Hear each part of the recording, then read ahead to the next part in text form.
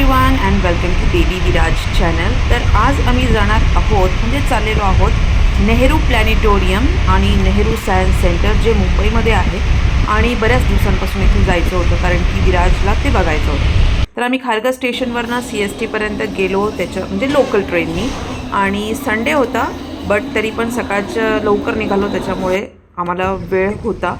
आणि त्याच्यानंतर सायन्स सेंटरला पोहोचण्यासाठी पण भरपूर वेळ बाकी होता कारण की ते 10 वाजता सुरू होतं।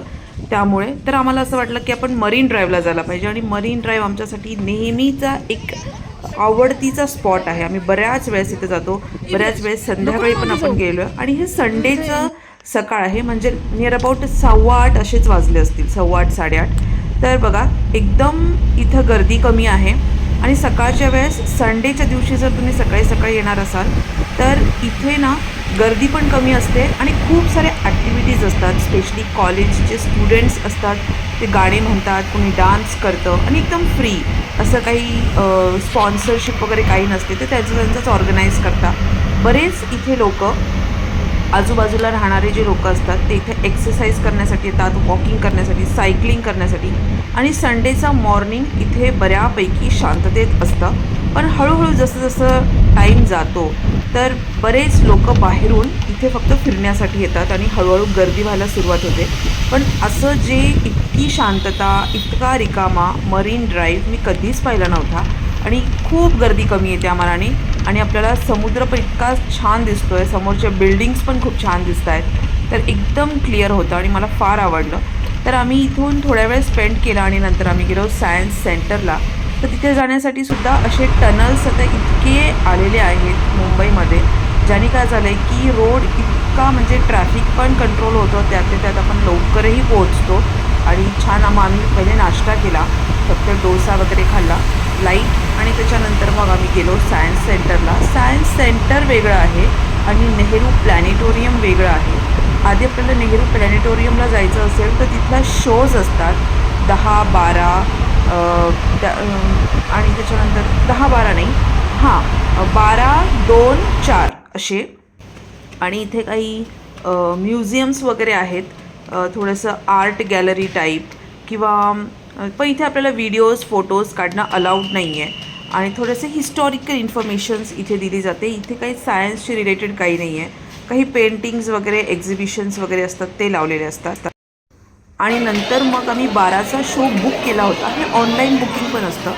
तर इथे छान असं स्पेसबद्दल सगळी माहिती सांगतात आणि रिसेंटली स्पेसमध्ये सध्या काय चालू आहे किंवा आजचा दिवस कोणता आहे आणि आजचं काय असणार आहे स्पेसमध्ये, किती मून्स आहेत, प्रत्येक प्लॅनेटच्या भोवती किती मून्स फिरतात अँड ऑल।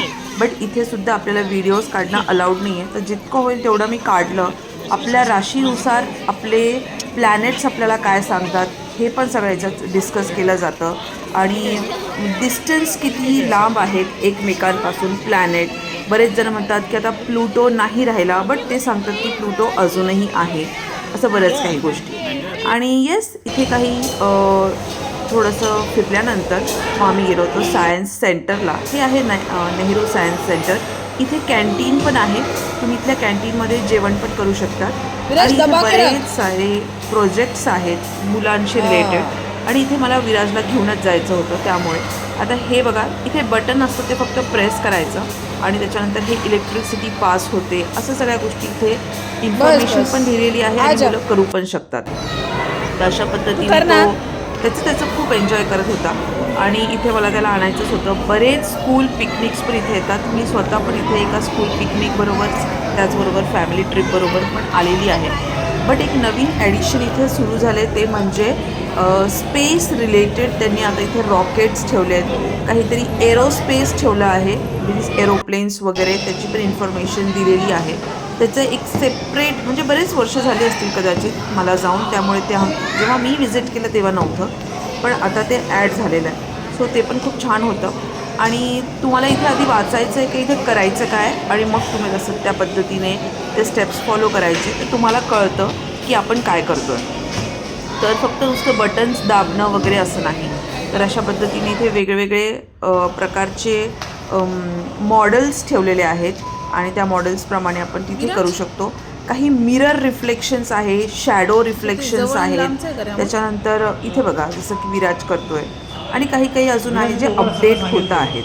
तर अशा बऱ्याच गोष्टी होत्या. जर मला असं वाटतं की तुमच्या घरात लहान मुलं असतील, अगदीच लहान नाही बट स्कूल गोईंग स्टुडंट्स असतील, तुम्ही त्यांना नक्की इथे आणा, कारण की हे बघण्यासारखं आहे. मला नेहमीच वाटतं की हे बघण्यासारखं आहे, कारण की मुलं स्वतः खूप एन्जॉय करतात. स्कूल ट्रिप जेव्हा आम्ही आणली होती त्यावेळेससुद्धा आम्हाला हे समजून आलं होतं की स्कूलचे मुलं इथे येतात का बरं जास्त, कारण की त्यांच्या एजसाठी हे परफेक्ट आहे. लिटरली तुम्ही फर्स्ट सेकंडच्या मुलांपासून पुढे अशा त्यांना तुम्ही घेऊन येऊ शकतात, ज्यांना कळतंसुद्धा. अदरवाईज मुलं अगदी लहान असतील तर बोर पण होऊ शकतं. सो छान आहे, मला तरी आवडलं.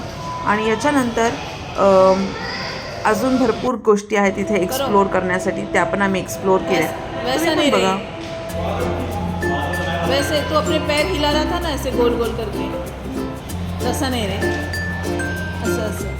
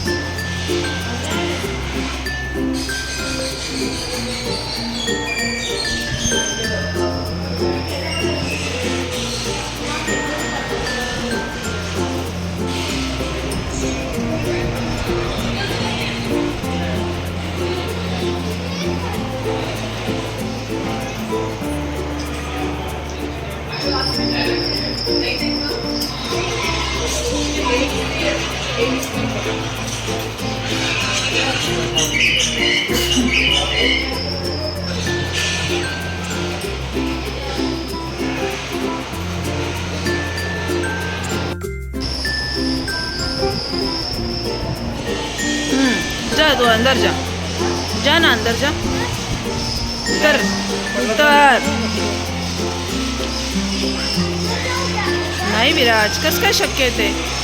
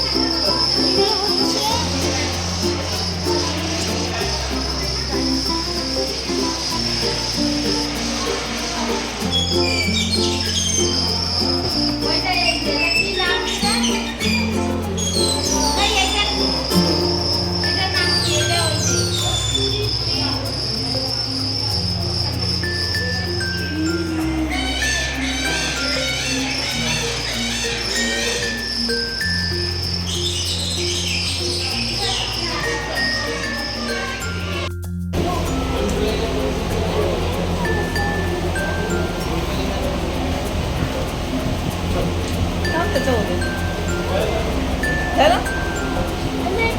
उधर जा ना विराज.